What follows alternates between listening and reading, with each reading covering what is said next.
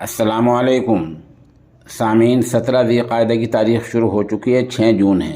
خبر کا عنوان ہے پولیس کا لاٹھی چارج۔ یہ لاٹھی چارج کسانوں پر ہوا ہے اور ہریانہ میں ہوا ہے۔ پانی کی بوچھار بھی ان پر ماری گئی ہے۔ کیوں؟ اس لیے کہ کسانوں نے ہریانہ کروکشیتر میں شارع عام کو، مین روڈ کو جام کر رکھا تھا۔ وہاں مظاہرہ کر رہے تھے، احتجاج کر رہے تھے۔ ان کی مانگ یہ تھی کہ سورج مکھی کی جو فصل ہے اس کو ایم ایس پی کی بنیاد پر خریدا جائے۔ مطلب یہ کہ سورج مکھی کی جو فصل سرکار خریدے گی، ہمیں کم سے کم اتنی قیمت دی جائے، جو لاگت ہماری لگ رہی ہے وہ تو مل جائے۔ لیکن ہریانہ سرکار کسی اور اسکیم کے تحت اس کو خریدنا چاہتی ہے۔ کسانوں کا کہنا یہ ہے کہ اس اسکیم کے تحت ہمیں 1000 روپے کا نقصان ہوتا ہے، اس لیے ہماری فصل کو ایم ایس پی کی بنیاد پر خریدا جائے، جتنی لاگت آئی ہے کم از کم وہ تو مل جائے۔